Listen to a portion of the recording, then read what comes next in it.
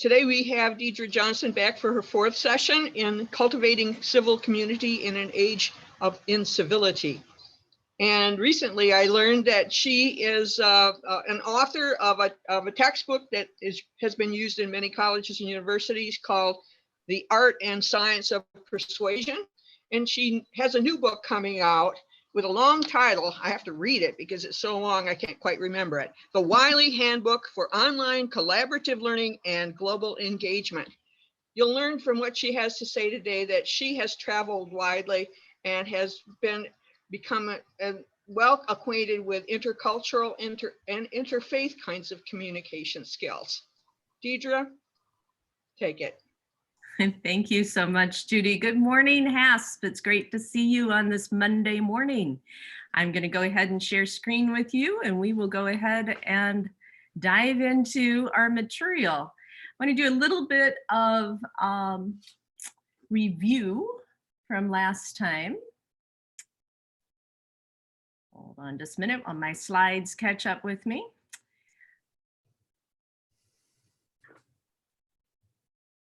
Isn't technology fun?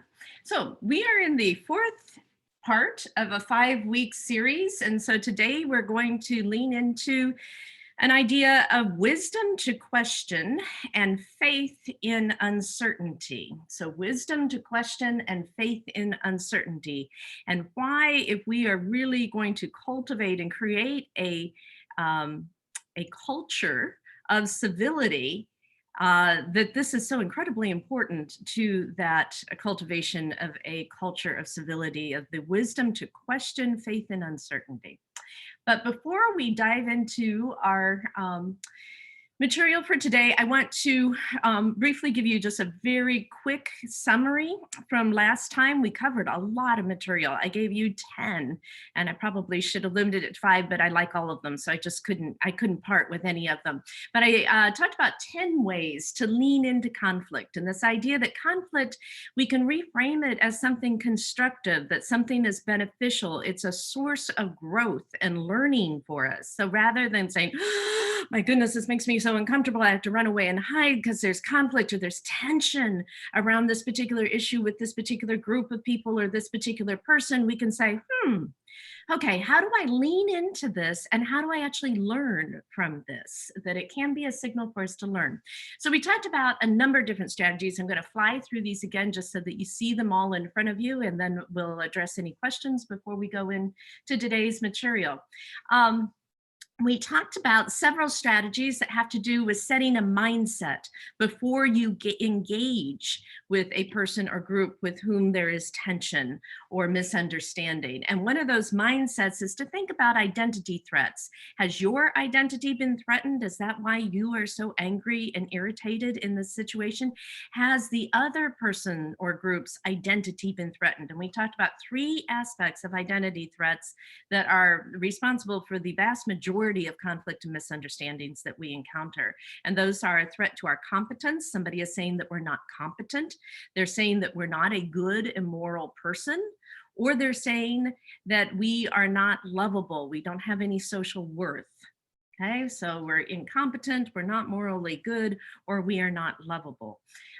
So those identity threats are the source of many of our conflicts.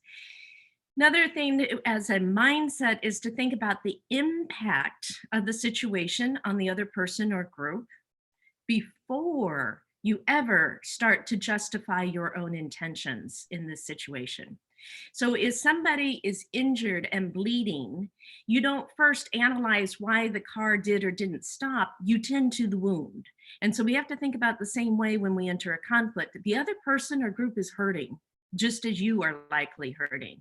And so you have to tend to that wound. How do I address the wound, the impact of this, and not denying it, saying, oh, they shouldn't be hurt, they shouldn't be bleeding, silly person, why are they bleeding, why are they hurt? We don't do that when somebody's physically hurt or bleeding. We shouldn't do it when they're psychologically, emotionally hurt or bleeding either.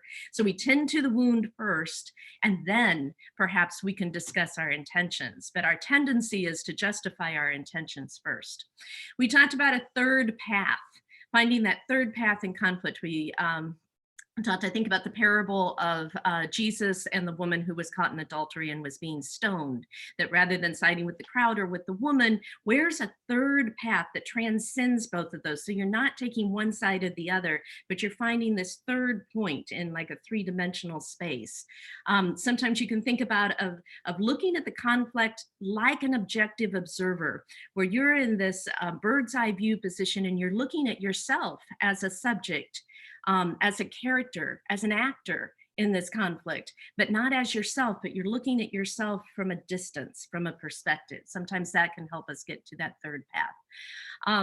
Fourth mindset thing that we want to think about is mutual contributions. In any conflict, we want to blame other people. It's all their fault. It's entirely their fault, isn't it? That's when it's most fun, but that's when it's not when it's most productive. So we have to turn our look inward. How have I contributed to this situation? And sometimes we have to think really long and hard to figure it out because our brain, our ego doesn't want to let us go there. But of course, when you think of other people's conflicts, you can say, yeah, mutual contributions. Both sides are gaining here and doing things that are provoking the other side. They're mutual contributions.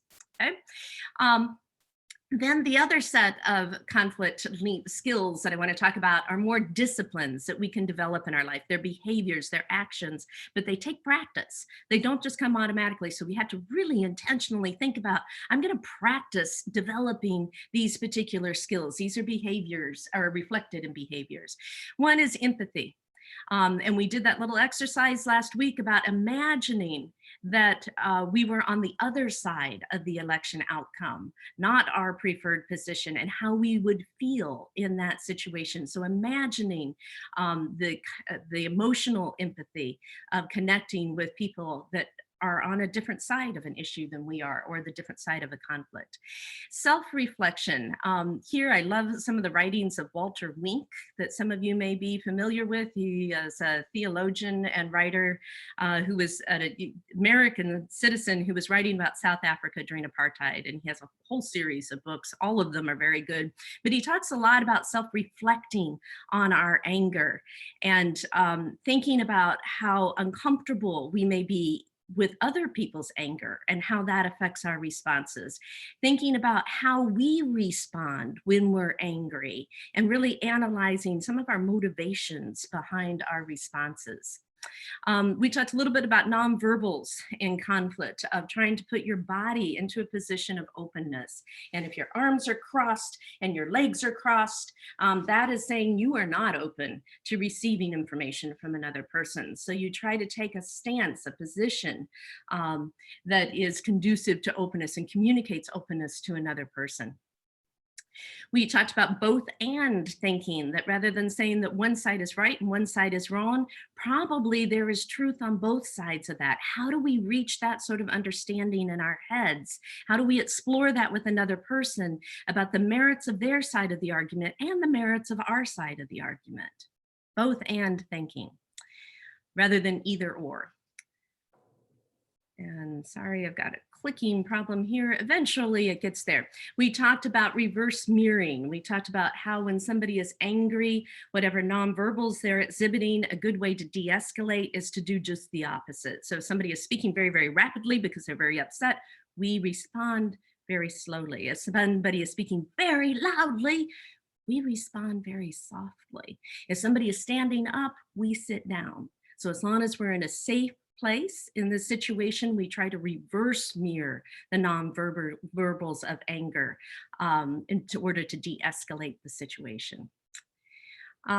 We also talked about validating a person with whom we disagree. And we come back to this a little bit today, that we can validate a person and be absolutely authentic to our own convictions and values. We can validate them as a person. We can validate what they're feeling in this moment without in any way compromising our own position. So we separate the person from their position. That position that they hold is not them in their entirety, it is one aspect of them. So how do we validate the other aspects of this person? Okay, so those were our 10 things on leaning into conflict. You had a little homework assignment to try this idea of nonviolent communication. We talked about 4 easy sentences: an observation, this is what I feel, this is what I need, This is what I'm requesting for. So for example, perhaps to one of my sisters, I could say, I've seen the messages that you're sending me about the election. Observation. These messages make me feel anxious and even angry at times. That's my feeling. I need to not dwell on these messages and viral memes that you're sending out. Okay? That's my need. I need to not dwell on these messages. Request, please take me off your distribution list for election related messages. Request. Okay, so I'm going to stop share screen at this moment and come back to you all so I can see your faces. Let's talk a little bit about conflict. Any questions that you have of those ideas of leaning into conflict, and any experiences that you had with your homework assignment? Did you try it out? Did you try this 4-sentence approach to addressing a misunderstanding or a tense situation? I'll jump in. I practiced them almost immediately after the class last time. I practiced them with Dee Dee. And I said I did not see all those 10 points of resolving conflict. I saw some, but I didn't think I saw them all. And could she maybe put them out again at the beginning of this class, in effect? And she did that. So it worked. I did. That was beautifully done. And you said too, how you felt that, you are, if I recall, you said, I'm a person, yes, that likes to see all of the, if you give me a list, I'm going to go down that list for find all 10 points. So very well done. Anybody else try this out?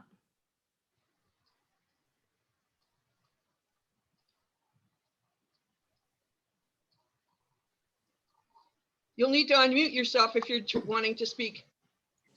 I tried this with my daughter. Yeah. She lives in Vermont and would love for me to come at Christmas time. And given COVID, I have many misgivings about that.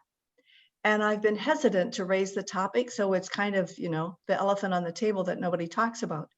But given your encouragement, I approached it and just explained to her about my feelings of anxiety and given the surge in COVID right now. And I needed to see her. That was not the question, but rather to see her in a safe place. And so my request was that we just FaceTime rather than me coming. And she said, I kind of knew this was coming. So she validated me that way. It was still a difficult conversation, but one that was very necessary. So it did work in this situation. Yeah. Thank you for sharing that, Jan. That is a very tough. And sometimes with these situations that are very difficult and there's a lot of emotion around them, it helps to sort of have a script, if you will, of I'm going to go from here to here to here to here, because when we're in the emotion of the moment, sometimes we don't communicate very clearly. So sometimes that can be helpful. It reminded me of Marriage Encounter. My husband and I were Marriage Encounter presenters for several years, and we taught those steps in terms of resolving conflict between married couples. Great example. Thank you for that. So yes, used in Marriage Encounter materials and a lot of other materials as a way to, we so often don't bring the feelings into our conversations, and we assume that somebody else is going to guess what we're feeling, particularly in intimate relationships. And I appreciate Marriage Encounter materials for really delving into that and talking about this is how I feel. I feel this, and communicating that to partners. Anybody else? Okay, thank you for sharing those examples. Those are really helpful to see it work in different contexts. Let's continue on then today, and we're going to dive into this idea of wisdom to question and faith in uncertainty. Okay. And I use this slide from Sojourner Truth when she talks about how she got her very unusual name, right? The Lord gave me Sojourner because I was to travel up and down the land, showing the people their sins and being a sign unto them. Afterwards, I told the Lord I wanted another name because everybody else had 2 names. And the Lord gave me Truth because I was to declare the truth to people, Sojourner Truth. So I think when we think about wisdom to question and faith in uncertainty, it brings up all sorts of issues for us regarding truth. What is true? What isn't true? How is it possible that somebody else could hold a different truth than my truth? Because my truth is true, right? So how could this possibly be? So this brings up all the messiness of truth for us. I want to think a little bit and invite you to think about opening your mind to possibilities, to new possibilities. So author and poet Oliver Wendell Holmes knew this well when he said, people's minds, once stretched by a new idea, never return to their original dimensions. And a more colloquial example, I read a bumper sticker this summer, a good mind is like a parachute. It doesn't work unless it's open, right? So you never know when you're going to need some information that's passing by you at this moment. There's an old joke about a guy who parachutes out of a plane and he pulls the ripcord and the parachute doesn't open. And then he pulls the emergency cord and the parachute doesn't open, and he is plummeting fast toward the ground.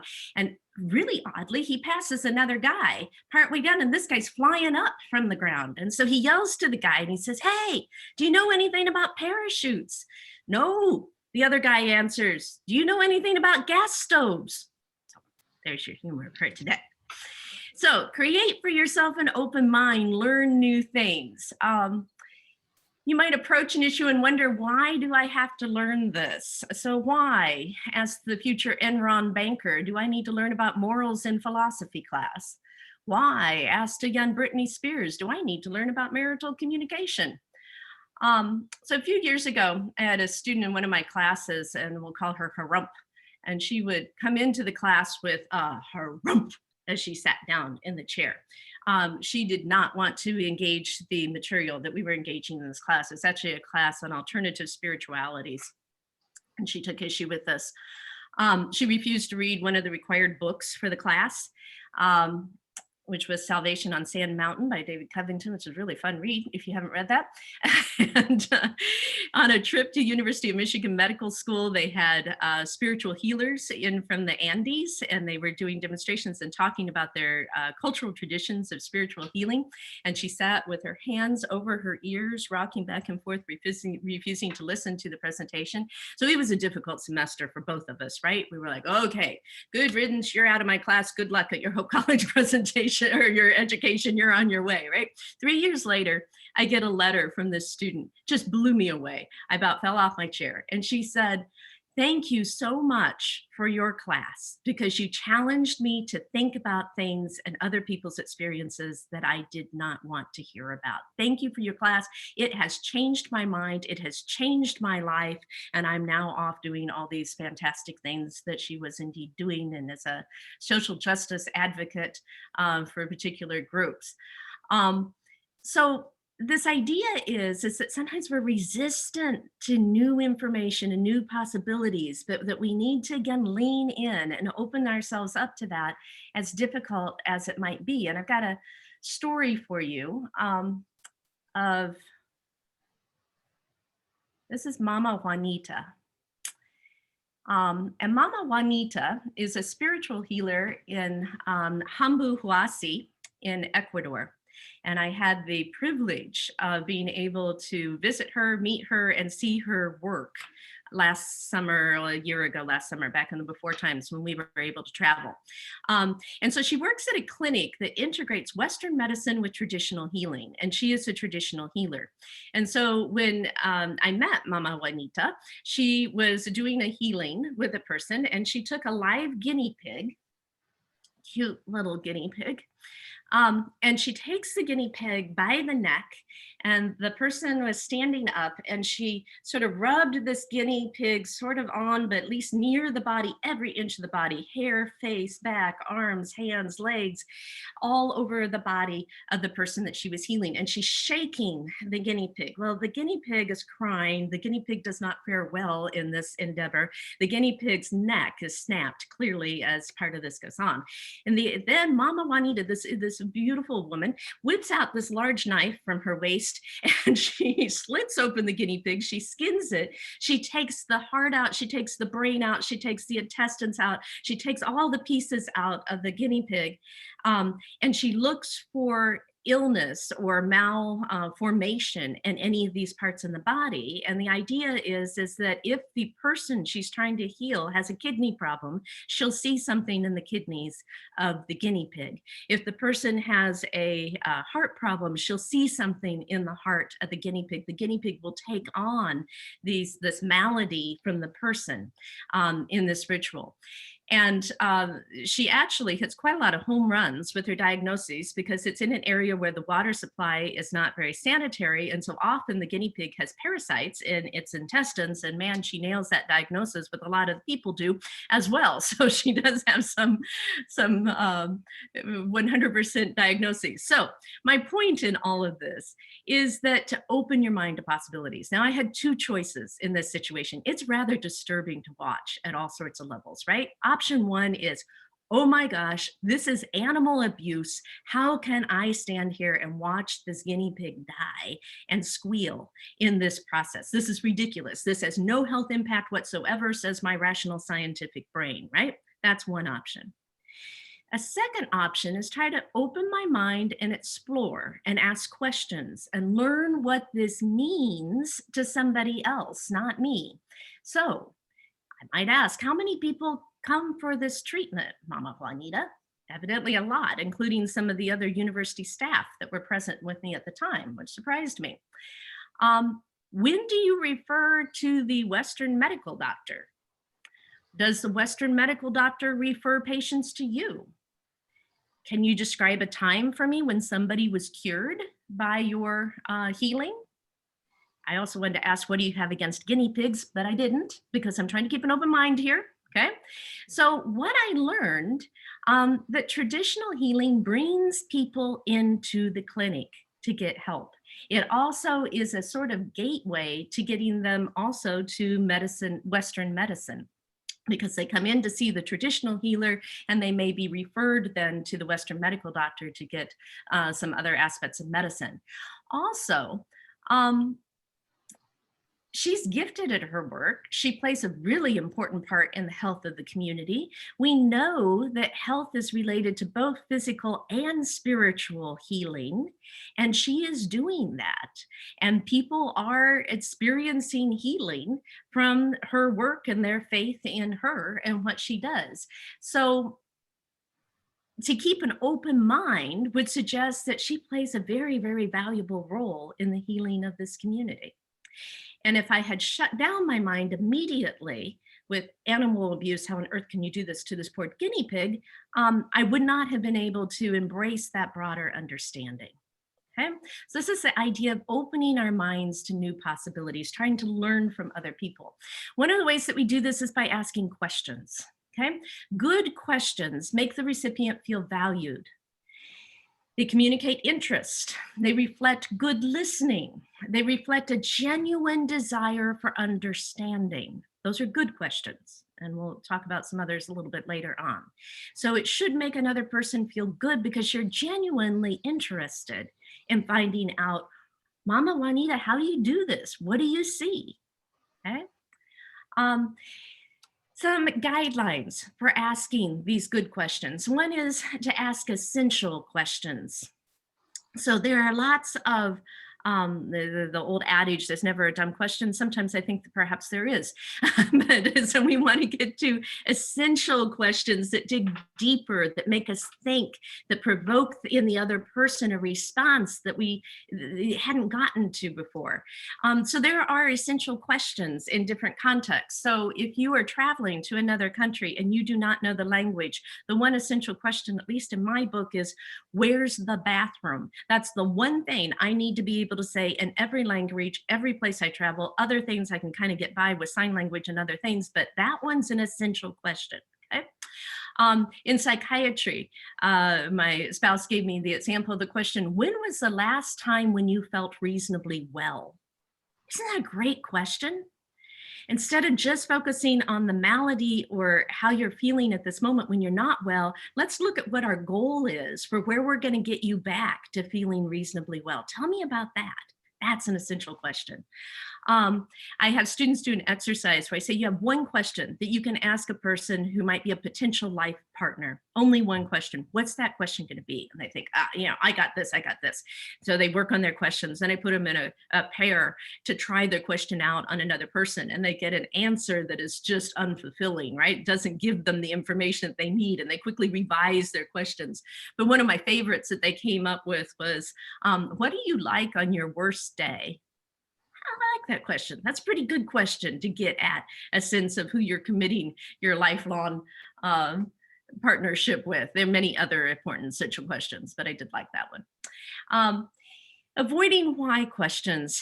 There is a place for why questions, but be careful with why questions because why questions are so often nearly impossible to answer.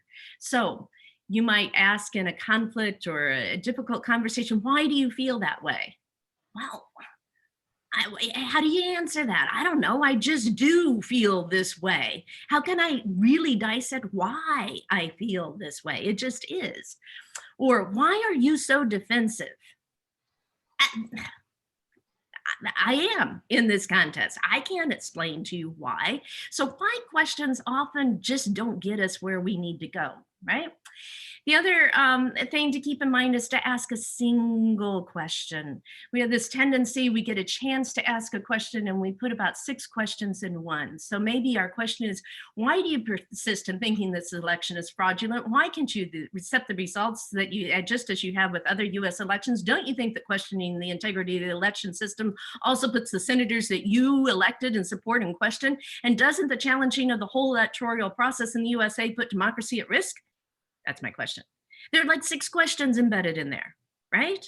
It's impossible to answer that question. So one question, clear and concise. And then the last thing to keep in mind is open-ended questions. If I ask you, do you believe that, ... You can answer that with a yes or a no. That doesn't really get me a lot of information, right? But if I ask you, what values do you hold that lead you to this conclusion or this position? What values do you hold? That's an open-ended question. That invites conversation. That invites depth and exploration. Okay. So I've got just a funny little example for you. I hate those people who knock on your door and tell you you need to be saved or you'll burn. Stupid firefighters. It's important to ask questions, my point.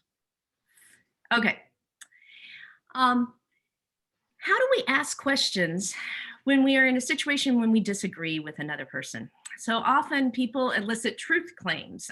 It's true because I believe that it's true. And sometimes you get into a circle there and you really can't get out of it. Why do you believe this? It's because I believe it's true. Why do you believe this? Because I believe it's true. And you don't get anywhere. So a question that you might ask to delve deeper in that, an essential question might be, what experience have you had that led you to these beliefs? That's an open-ended question that's going to take you deeper into understanding. Okay.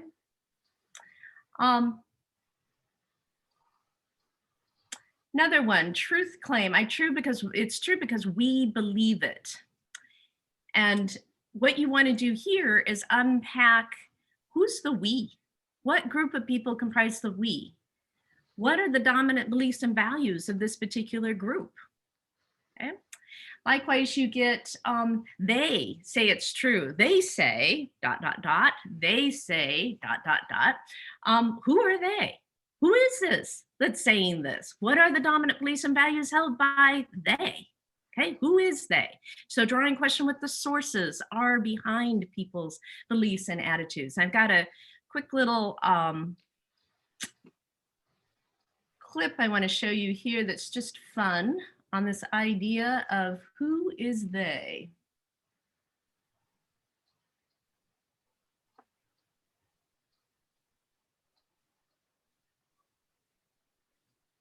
That sun is something.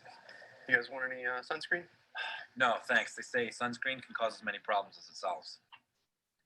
Yeah, we never said that. No, not you guys. I just mean, generally, people. But you said they say. Yeah. Right. We're they. What? When people say, they mean us. I don't think We're the people mean when they say they. When they say, they say. Right. So when someone says, they say love is forever. Yeah, that's us. I remember that. We said that. It was right after Gary's divorce. It was meant to be ironic, but people took it seriously. How can they be just 3 of you? Actually, there's 4 of us. There's another guy in Bolivia. Namibia. Right, I always get those two confused. Yeah, we Skype with them. Wait, hold on. What did you say they say about the sunscreen? I said they say sunscreen can cause as many problems as it solves. That's some. What? Some say that. Different guys. Some are different than they. Yes. They say some don't know what the hell they're talking about. Wait. I just don't understand how the 3 of you could 4. be. Namibia. Okay, 4 of you. How everyone could just know what you say. We go to a lot of parties. Okay, sure. I mean, it could spread, I guess, right? The whole 6 degrees of separation thing. What? Don't tell me you don't know that one. The 6-degree thing? They say that.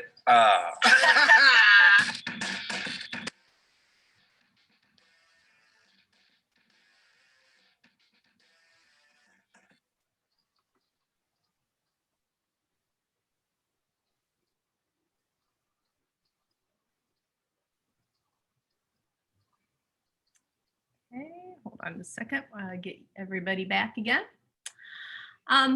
So this idea, just a memorable example of keeping in mind, question who they are when they say it's true. And what beliefs and values, what group people are calling to when they make a truth claim like that. Another truth claim is true because it is morally right. And sometimes that's issued, and I use for those of you who remember the church lady from Saturday Night Live, that takes you back a decade or so, maybe 2. But the idea that just stops the conversation right there. If I say it's morally right, then it's true because it's morally right, and we can't discuss this. But then the question might be, what core values that do you hold that are connected to this belief? So an essential question to dig deeper and not just to leave that on the surface, to explore that in more depth. And the last one, it's true because I've always believed it.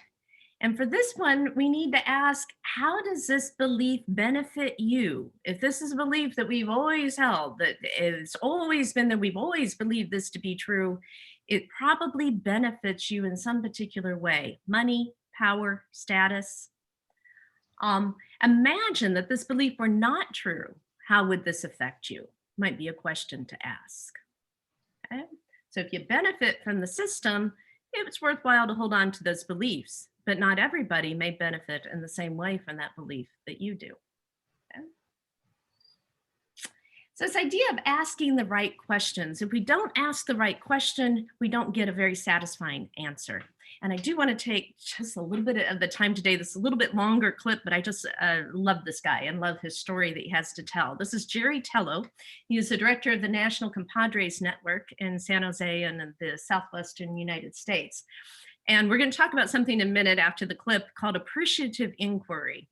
The idea of exploring with questions to try to appreciate the background, the experiences that have led a person to where they are in this moment.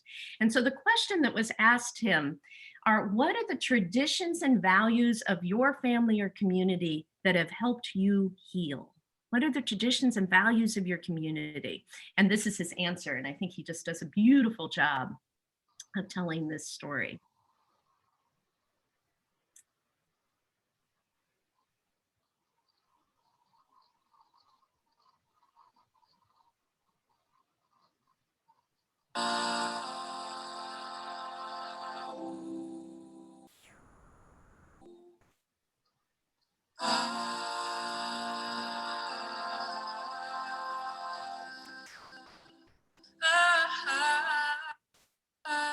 My family comes from Mexico.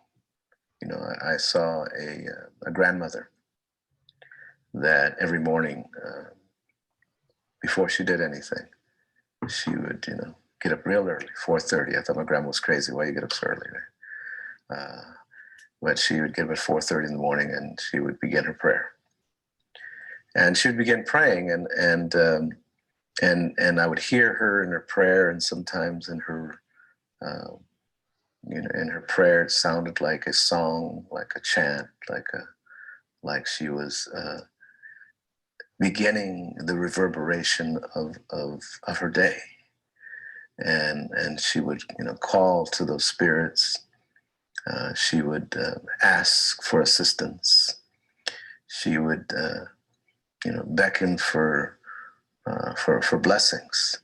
And in my mind, what I began to realize what my grandma was doing is that she was, you know, connecting with that greater source, that sacredness, and that is generations old for her, because her grandmother did that, and her grandmother did that, and her grandmother. So that she was connecting with this lineage of spirit keepers, of tradition holders, of sacred messengers, and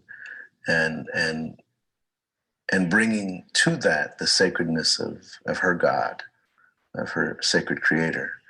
And then after she finished that, she would then come to where we were sleeping as children. We all slept in one room, and she would then bless us, give us a blessing, a bendición.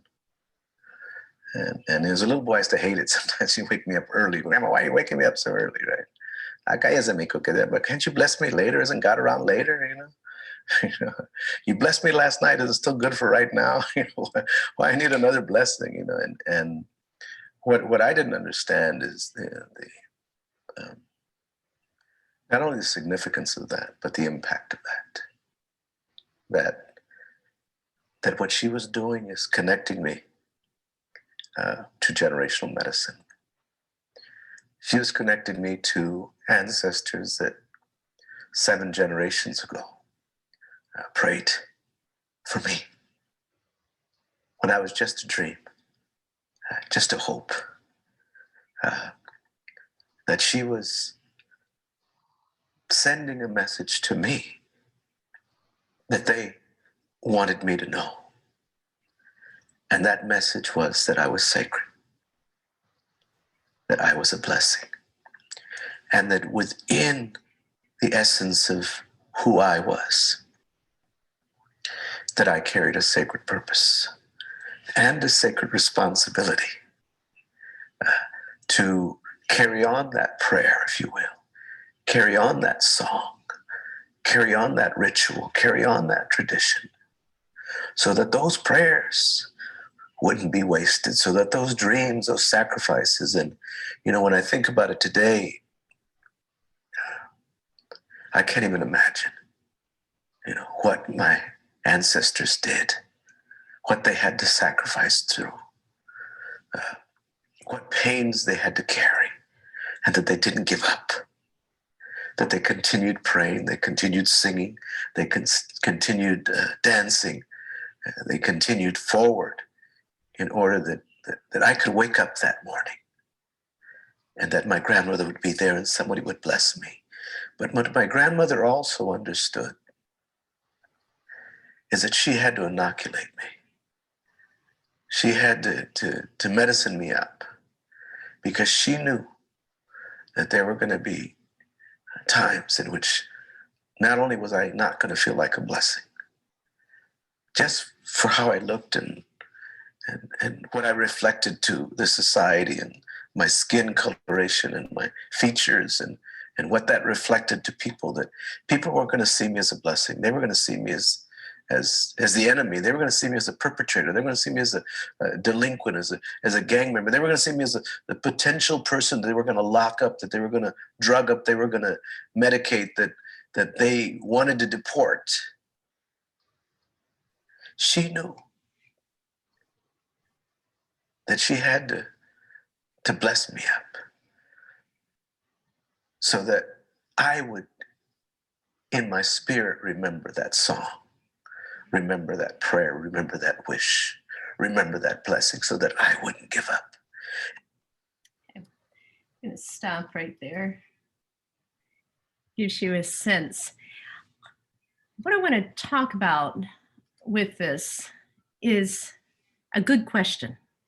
A good question that elicits that kind of story and that kind of depth and that kind of understanding of another person. I mean, it speaks to those questions that I just gave you about asking about what values do you hold that lead you to this position? What experiences have you had in your life that lead you to this position? So digging deeper into understanding another person. And there's something called appreciative inquiry. Maybe. There we go. And you can Google this, and there are books written on this, and they go into far more depth than I'm able to today. But the idea with this is to explore those very types of questions that I was showing you and rather than just assuming a truth claim that somebody claims and not exploring it to see the feelings, the values, the experiences underlying it, and particularly the feelings. So when you're in a conflict or a tense conversation with somebody, say, how are you feeling in this moment? We often don't talk about our feelings, but oh my goodness, does that help in terms of healing and connection between two people who may be in conflict or there may be tension between them to understand each other's feelings? If we focus just on the what happened situation in a conflict, it often gets us nowhere. If we can't agree on the facts, debating the facts will likely get us nowhere. Try to explore the feelings underlying the interpretation of the facts. What does this mean to this other person? So genuinely curious about what another person is experiencing around this particular issue. What gives life to this person about this particular issue? Why is it important to them? Why does it connect to them at this feeling level? That's when we're going to get somewhere. So this idea of appreciative inquiry, and again, you can go into far more depth on this, and I'm just going to touch the surface of this. This idea that you go through this process of really being curious, asking questions of another person and trying to understand them. So for example, let's say we're going to have a conversation about abortion. Oh boy, there are two diametrically opposed positions in this country on abortion right now, right? We don't even want to say the word because it draws up too many responses and everybody, how dare she go there and even bring up that word because that's a real controversy, right? But we could start with a definition, right?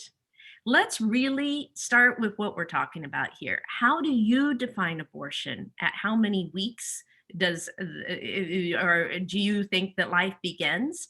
How do you define the rights of the mother, the rights of the unborn child? How do you define those things? Because so often we enter into the conflict without ever establishing any understanding of each other's definitions that we're using in this conflict, right?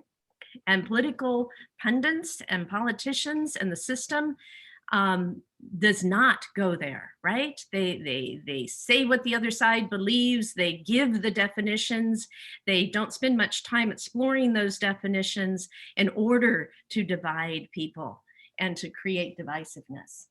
So then we're going to go into a process of discovery. What policies regarding abortion have you celebrated? What are the things that make sense to you? What does progress on this issue look like for you? In what ways have your own life experiences intersected with these policies regarding abortion? That could tell us a lot about why somebody takes a particular position on this issue, right? If there aren't any personal experiences that you think intersect with your position on this issue, why is this important to you? Why are you passionate about this issue? That's a process of discovery. Curiosity, asking questions, share stories. Then we get to the dream part. What would it look like to you if abortion were not an issue? If this was resolved, what would that look like for you? In this country, how would we be living and engaging around these issues if this ceased to be an issue? What would that look like? We can talk about that. My dream, your dream. Okay. And then we move to that last stage, the destiny, to the design, the delivery, the final culmination. Are there areas that we could work together to realize this dream that we have? Perhaps we both want more education around sex, particularly for people when they're not married. Perhaps we both want more availability of reproductive contraceptives. Perhaps we do, as we think that that might be a way of avoiding some unwanted pregnancies. Perhaps we both want to support mothers who have made a decision to raise their babies and their children when they don't have the means to do so, and they've opted not to have an abortion. How do we support them? Perhaps we both agree that we need to do something there. Okay? So there are ways, even around one of the most divisive issues in our country, that we can explore this appreciative inquiry. And that's where I think we're going to make progress. Okay, HASP folks, are you ready for me? I'm going to throw something at you. This is a little complicated, so stick with me. This is called the ladder of inference. And I think it's useful. And there's a way of asking people questions going down the ladder of inference. So we go down the ladder ever so gently with people. We hold people as a sacred other person that we're helping and we're exploring together. So we're not doing this to bludgeon somebody. But what are your beliefs on this issue? So what beliefs led to your action to vote according to your position on abortion? What are your beliefs about abortion? Then we go down the ladder. What are the specific conclusions that you have drawn that gave rise to these beliefs? What are the assumptions? Is your conclusion assuming that this assumption? Is it assuming that? We're clarifying it. I'm not attacking the assumptions. I'm just clarifying. Okay. What do these facts and opinions mean to you? How have you interpreted the information, the evidence, the opinions before you? How have you put your own interpretation on that? That selected reality, what experiences have you had that inform your interpretation? And finally, you get down to what are the facts and the data that you believe are real or true? Okay, so you're taking and going with a person down the ladder of inquiry. Then there's another approach only after we have done that, because the goal of that is just, I want to understand what your position is. I want to understand how you have come to this position. Only then can we walk up the ladder. We go back up. What facts and data have you considered? Are there other facts and data out there? Are there other experiences? People may have had different experiences and arrived at different conclusions. Are there other interpretations of this data? Are there other assumptions out there that are equally valid? Are there other possible conclusions that you could have reached? Are there other beliefs that you're not considering based on those conclusions? Are there other actions and ways you could have responded to your beliefs? Okay, so we go up and down that ladder of inquiry and guides questions to dig deep into the issues so that we're not just covering the surface level. Okay, we could spend a lot of time on the ladder of inquiry, but you've got the idea about asking questions, going deeper, going deeper, going deeper in order to promote understanding. So the point that I want to make with this slide here is that there are good questions and there are bad questions. And good questions, we talked about how a good question makes the other person feel good, makes them say, you're listening to me, you're trying to understand me, you are making a good-hearted effort to try to understand where I stand on this issue that's very important to me. So going up and down that ladder of inference, yes, that's a good thing that we can do.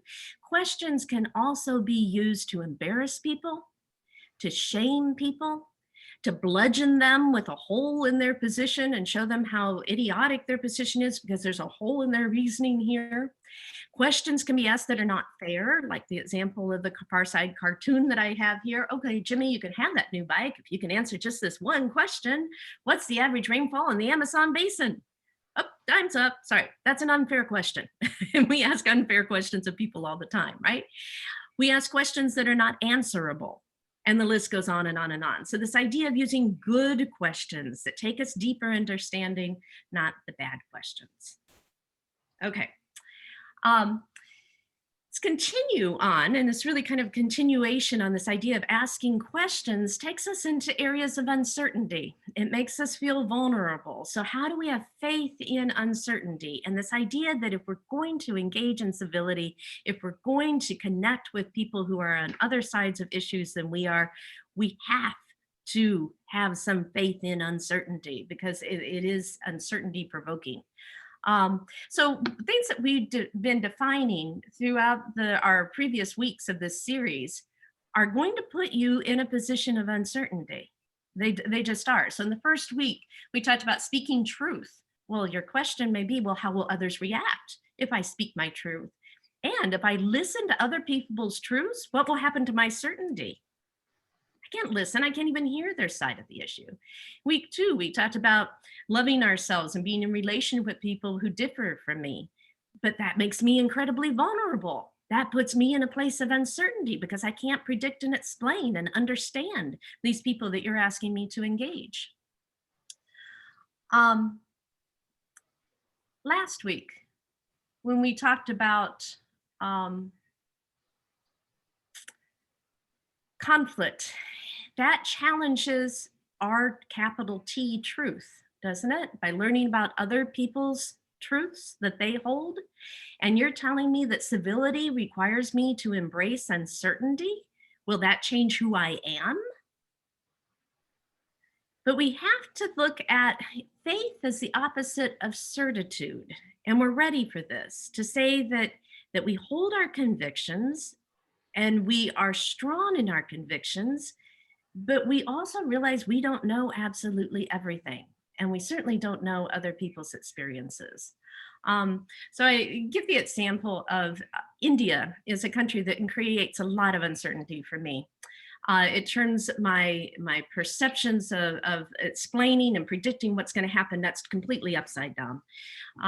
So a number of years ago, my daughter was studying in India, and we went over as a family at Christmas time, and we took an overnight train to Varanasi. And Varanasi is the city on the Ganges where people take their loved ones, their family members, to be cremated on the side of the river, and then the ashes are thrown into the river.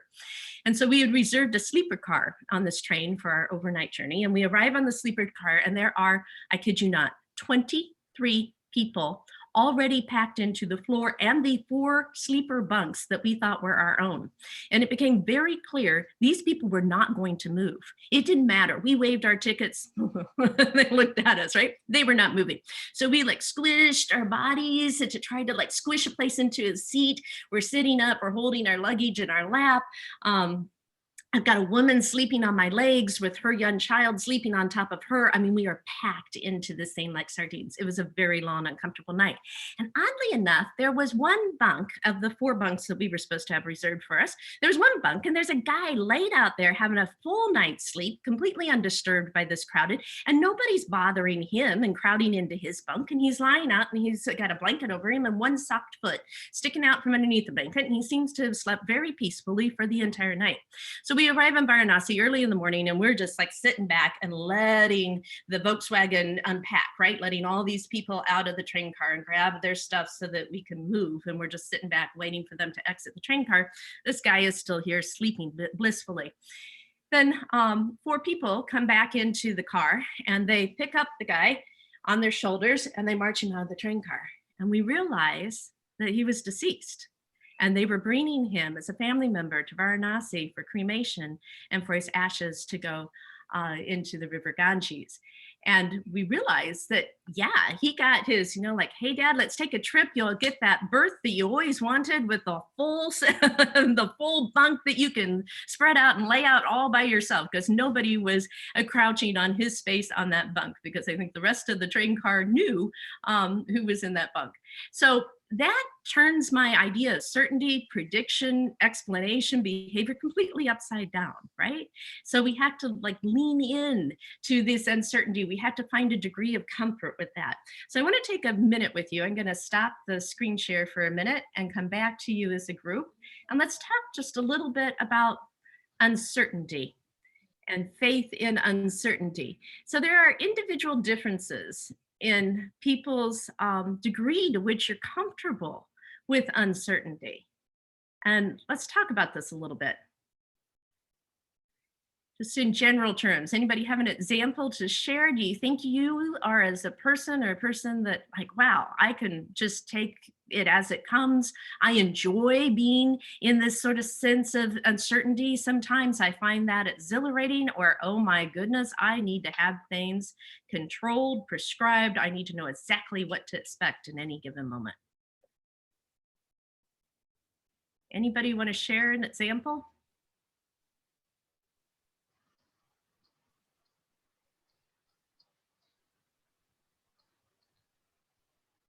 I don't know of an example, but I do affirm the value of uncertainty. As soon as you become certain, you lock yourself from the possibility of changing your mind or growing or learning new things. Exactly. Thank you, Judy. Very, very true. But we love our certitude, don't we? We cling to it.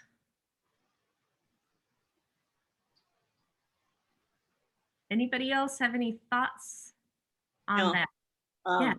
Andre, I'm not sure that it's what you're looking for, but I found when I moved to Holland and I came from the Detroit area, that in a large metropolitan area, you could encounter people that didn't agree with you.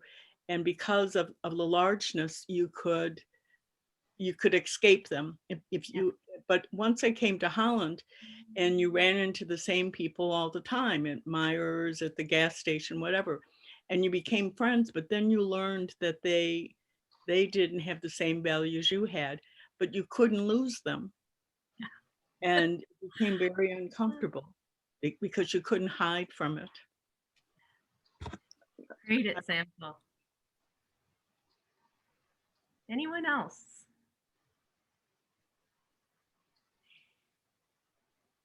And I think Andre's example too is a good example of community and building skills about being in community. And if you think about, I grew up in a small town in rural Iowa, and you had to get along with the people in that town across different opinions and differences, because you were stuck together and there was nobody else, right? You had 7,000 people in the whole town. That was your community. You had to figure it out.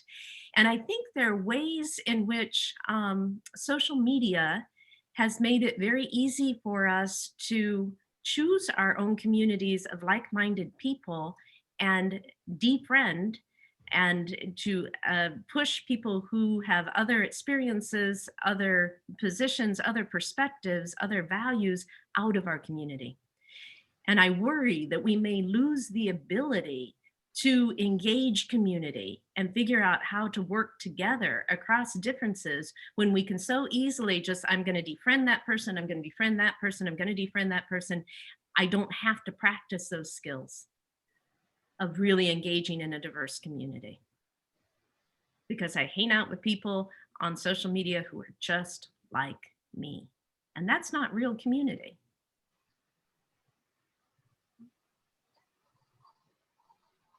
Yeah, I think that when you run across people who don't share the same values, it makes for a very interesting conversation.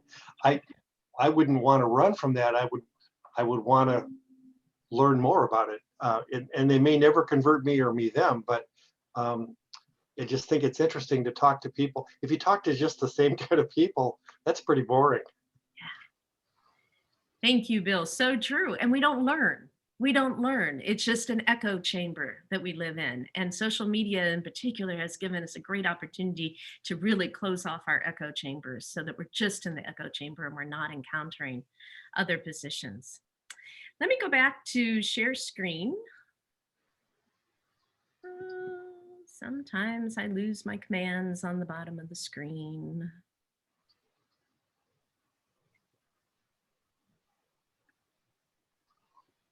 Bear with me for just a moment. That's called living with uncertainty. It is. It is indeed. What happened? I am indeed in uncertainty in this moment because I can't get my control bar back. I can see all of you, which is lovely, but why? We're seeing your PowerPoint program. You are. I'm still on shared screen. We're all good then. Okay.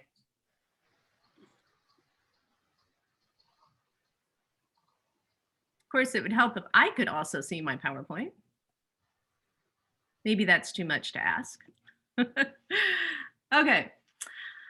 So this idea of faith and uncertainty, leaning into our uncertainty. So when does this come up? Well, we cling to our truth so tenaciously, and sometimes we're in positions where our truths no longer explain and predict in the way that they have in the past. So a 5-hour plane ride can change the predictive ability of my truth that a guinea pig is a pet. It's a child's pet. And a 5-hour plane ride, I'm in a country where guinea pig is dinner. My truths no longer explain and predict about something as simple as guinea pigs. We also have to recognize that our truths are not adopted by everyone. So is a mythology true? By definition, a mythology is not true. But your theology is someone else's mythology. Is my theology someone else's mythology? Is my mythology someone else's theology? What is truth in that? So when we decide that which is true, my point here is separating true and truth. So can I believe that something is not true, but yet I can acknowledge that it has truth? It has power, it has meaning, and perhaps not for me, but perhaps for other people. So let me give you an example of this. This is a picture of a funeral pyre from Indonesia. And in Indonesia, the dead are cremated on a pyre on the beach, and the family and friends gather around funeral pier. Family and friends gather around to witness the burning. And when the fire reaches this high enough temperature, there's a loud pop when the skull cracks. And many Indonesians believe that this is the sound of the soul leaving the body.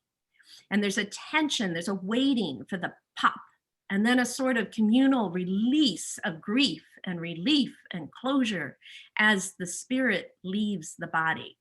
Now, do I believe that it's true that the soul makes a pop when it leaves the body? No, I don't.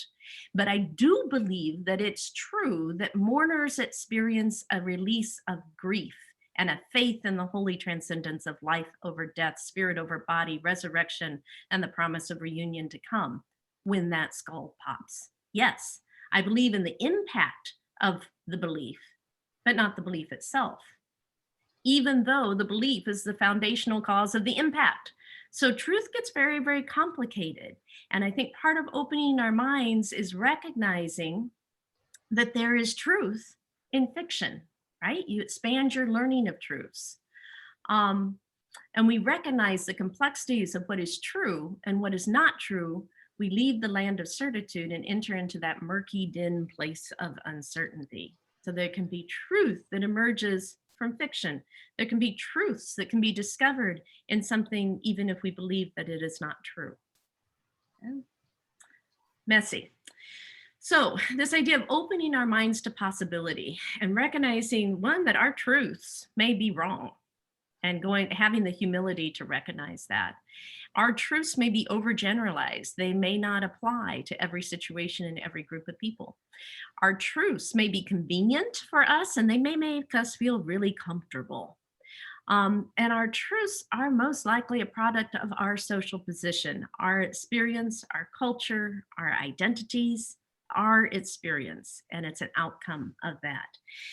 So this idea of being open-minded and embracing, leaning into uncertainty in order to engage civility is our purpose, is to replace dualistic thinking, this either-or thinking, that there's one answer, that we hold this with certitude, that we take a side, that we make quick judgments about the other side, to one of dialectical thinking.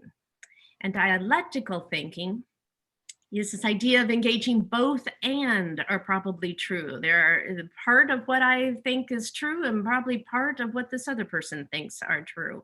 Recognizing that there are multiple perspectives and experiences that lead to different beliefs about what is true.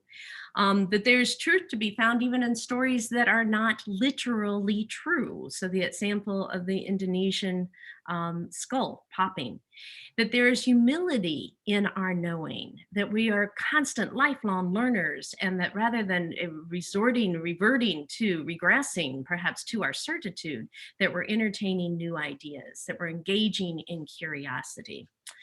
So this idea of dialectical thinking, both and, seeing both sides, multi-partiality, if you will, helps us to see our own weaknesses in our own arguments and the strengths in another person's arguments. And so two excellent questions to ask in these conversations in order to cultivate civility is, what is the strongest part of your argument?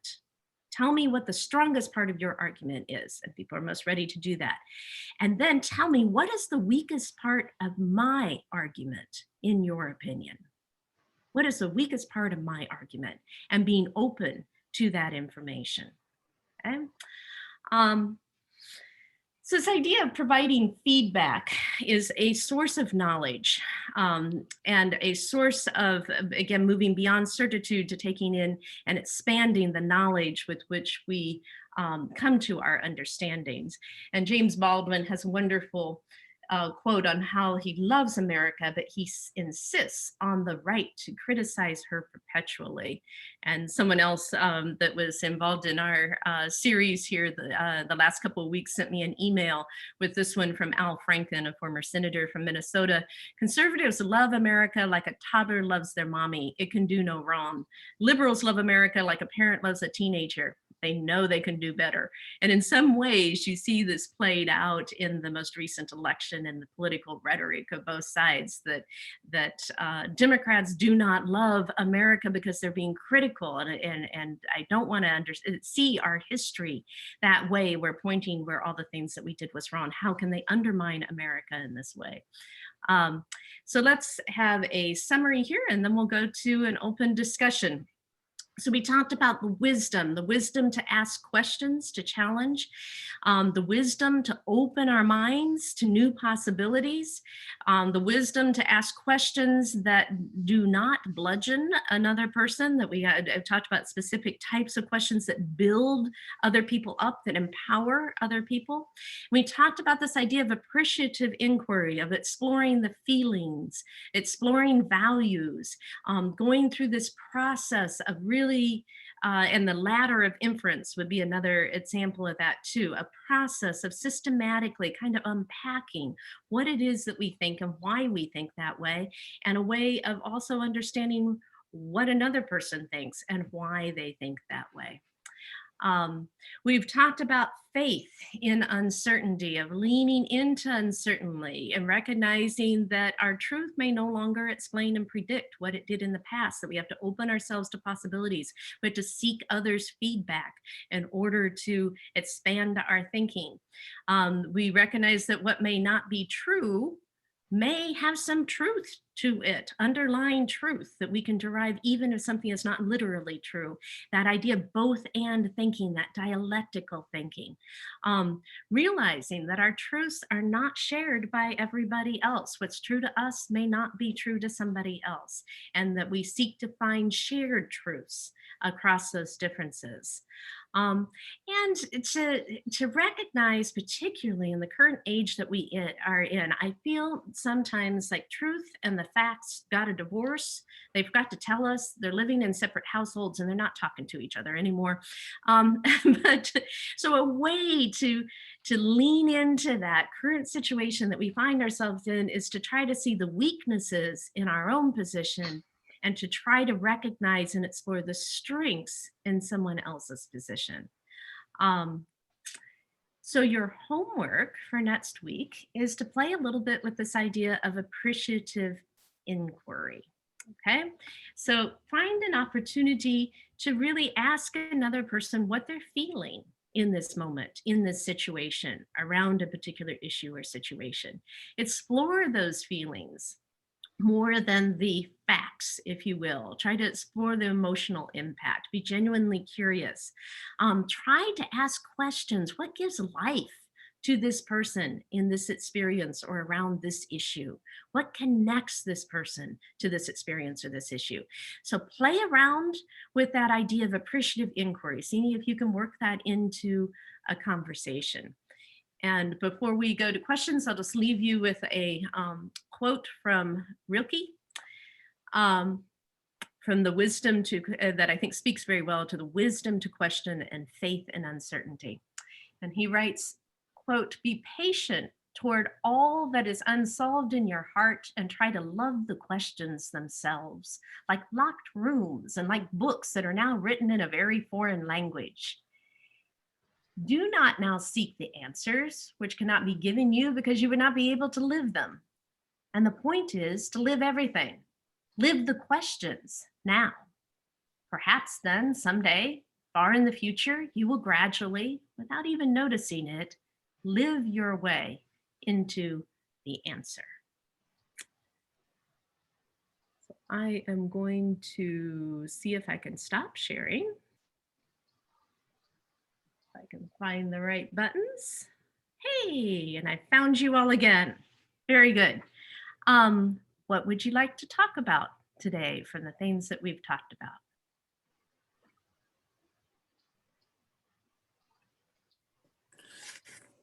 So this is Bob Kenny, and I'm just overwhelmed with all the wonderful information, and it'll take a while to integrate and remember. I'm writing notes furiously, but the thing that strikes me today really strongly is we use the word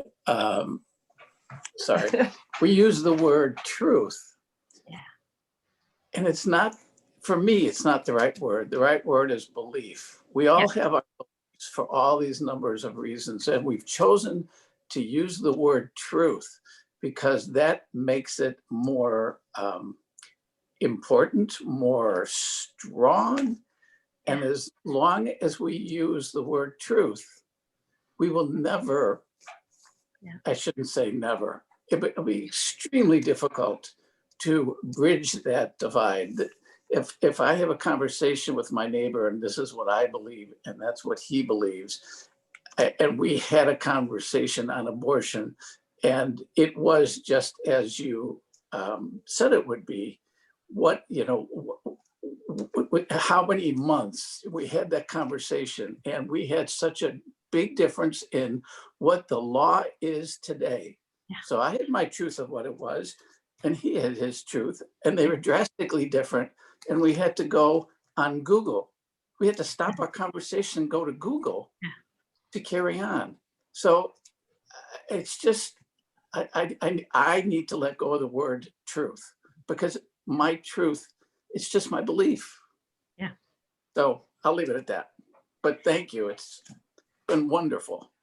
I wanted to add a comment about uncertainty. And, the information, I wish I took this course a year ago, so that it wouldn't feel like there's so much uncertainty that it seems to have people locked into, in the uncertainty, I'm going to hold on to what I believe or as truth. So there's so much triggering that happens that, I'm nervous about approaching even family members at this particular point in time, because I think this is a universal uncertainty. It's not just individual. So there's a little trepidation there, so I too am taking notes, and there will be, it is seeping in, but I don't know that I can approach it right now. We live in a very complicated time. 10 years ago in academia, every course, every discipline was struggling with this idea of postmodernism, right? What postmodernism was. And in a nutshell, it was presaging that we were entering a time when truth was relative, that truth was an individual's personal experience and their perception of the world, and that there were different truths, and it was truths, and it was completely open to interpretation. This kind of rocked the academic world and turned things upside down, right? Because we always relied on truth and evidence and authority of belief, that there were certain things that we held to be true because they were backed by evidence, whether scientific experiment or other of the wisdom of the ages, that there were truths. And what amazes me right now is that nobody is talking about this. It sort of went out of vogue, I guess, but we're here, we're living it. So in an earlier time, in my parents' generation, there was a truth that was delivered down to a community that said, this is what truth is. And I don't think it was accurate. It didn't reflect everybody's truth, but those in authority kind of dictated, constructed a truth, and everybody lived within that. And there was a degree of comfort in that certitude. And now we've realized, that doesn't work. And I don't think it does, but we haven't figured out how to live within. Once we've deconstructed the barn is in pieces, and I don't think we know how to live with the barn, and we don't know how to put it back together again. So we're in this era of, and I see it in the writing of students' papers where they will, well, I believe this to be true, so I really don't need any evidence for that, because I believe it. And so you have to honor that this is my belief, this is my opinion, and give me an A, because isn't this a grand opinion? And I will say it has no evidence. You have no evidence. You've cited no evidence to support your opinion, but it's my opinion, it's my belief. And so it's equally valid to every other opinion out there. So we're really struggling with this belief, truth, whose belief, whose truth. And you're right, I think truth has become so convoluted and complicated that the word becomes meaningless at this point. I wrote a freshman paper at Hope College, and it described a fictional presentation of what was going on in my own mind. And that is a teenager going to a pastor and asking some really deep questions and hoping to get some affirmative and authoritative answers. And the minister said, I really don't have the answer to this either. It was a kind of live into the questions approach. And I found it totally unsatisfactory and expressed that in my paper. But that was my stage of thinking at the time. And I was looking for authorities to give me the truth.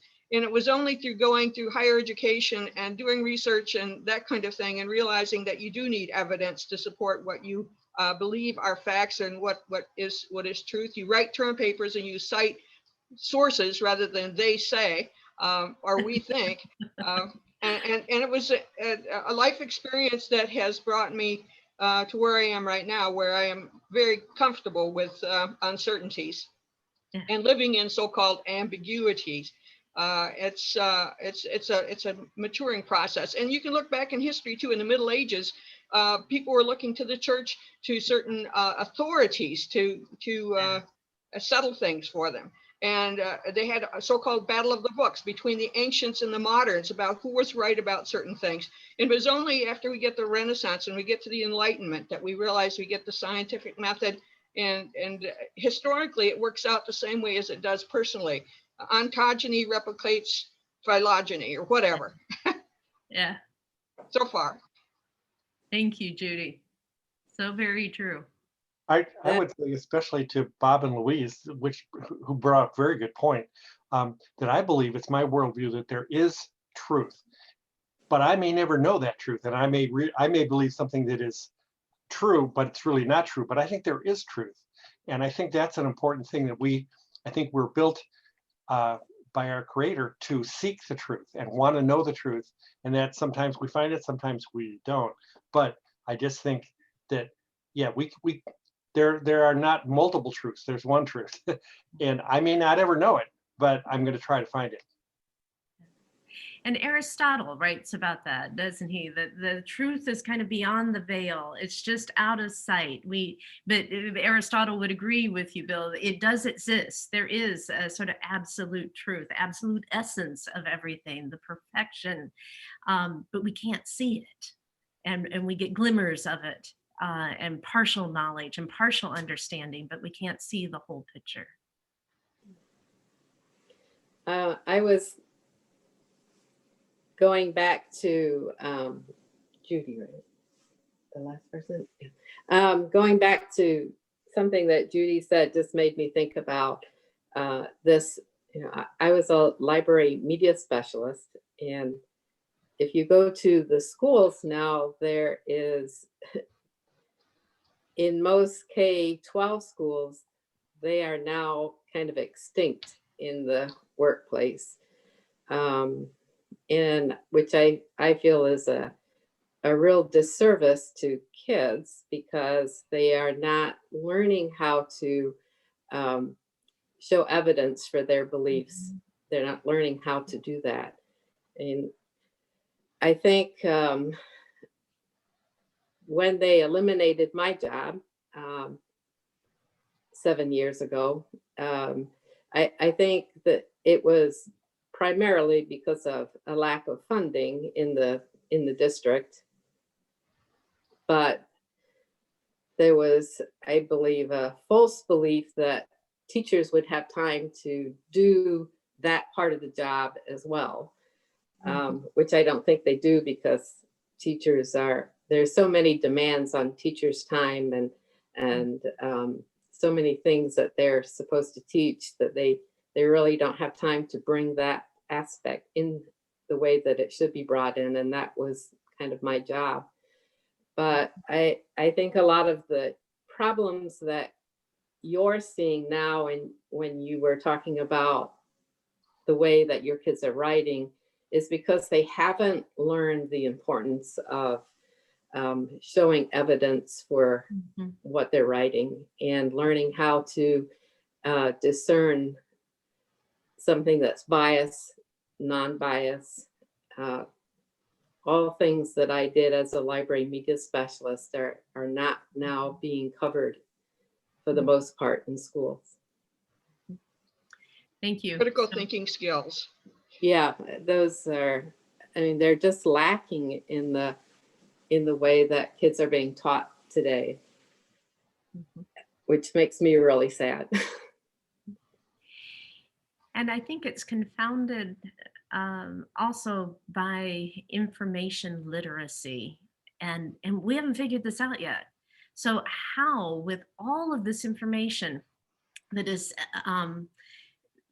doubling and tripling, and it's exponentially by minutes, by days that we have access to, and we don't know how to discern what is valid information and what is invalid. We don't know the motives, we don't know the sources of the information, we don't know the evidence that's been used underlying that belief before it's out there on social media.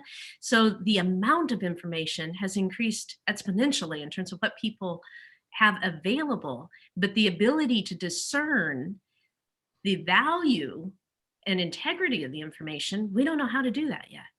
We just don't know how to do it. We don't know how to teach it. We're not teaching it. And meanwhile, the information is expanding and expanding and expanding. Sorry, that sounds very pessimistic, doesn't it? But I resonate with what you're saying. I think there was a time that was being taught. However, I know that in the 16 years that I worked as a library media specialist, I was doing that. I was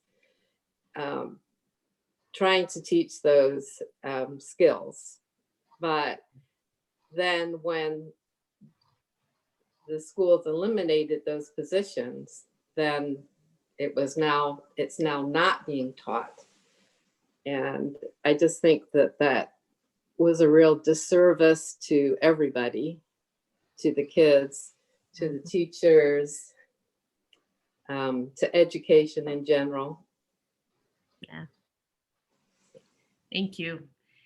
Other burning questions or comments or things that you want to share? I think that truth is something is dependent upon situation. Yeah. And it varies with situation. Mm-hmm. So it's true it's sunshine out today. That's the situation. But that doesn't mean that it's going to be sunny every day. But truth right now. Very true. And it doesn't mean it's going to be sunny someplace else. It may be raining in Florida or Honduras, right? So it's situational. The sun is always shining. There's just clouds that get in the way sometimes. Very true. There is one truth there. The sun is still there. Oops, Jan, can you unmute? Jan, you're speaking, but could you unmute yourself so we can hear you? Ah, good.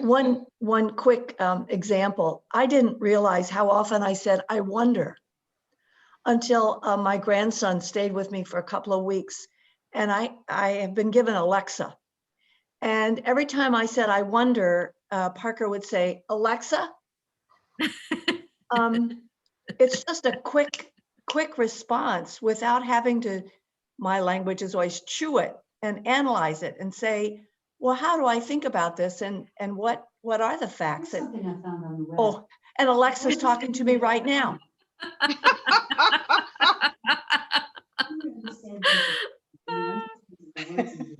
how to say exactly what you mean without going through that infamous why choose to be online now?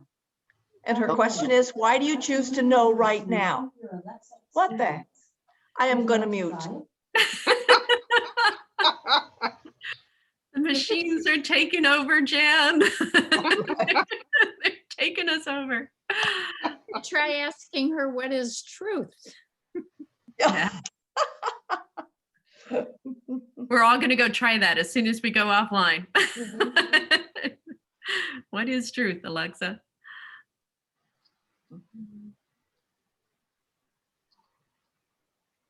Any other comments? And if not, we are almost out of time. Probably have time for one more.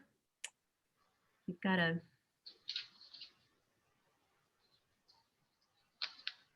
Well, this is the time to say thank you, Deidre. All right. Thank you. It's been a pleasure. Thank you. Thank you. Now, do we have one more class, or is Yes, this... we do. I We was do. going to say, I don't feel like this is the wrap, because Right, we would need to right. give you a much greater round of applause if this were the final class. Right. Next week is Hope to Reconcile and Liberality to Act. Yes. Okay, we've got our work cut out for us for next week. I will see you then. We appreciate you so much. Thank you. Thank you. Everybody have a wonderful day.